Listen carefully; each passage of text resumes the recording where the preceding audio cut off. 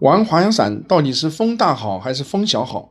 先看一个我认为风比较好的，这个风既不大也不小。接下来这个就是风比较大，但是风大小对于飞行员来说也是不一样的。技术好的可以飞大风，如果是新手的话就不适合飞大风。视频中的这个飞行员差点就被风吹到树上去了，不过他最终控制住了方向，有惊无险的起飞。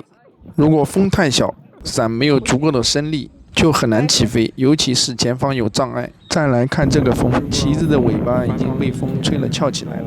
如果你是体验滑翔伞飞行，这样摇来摇去，你受不受得了？假如你的心理承受能力不够强，那么建议去海边玩滑翔伞，因为海风相比山谷风温和多了。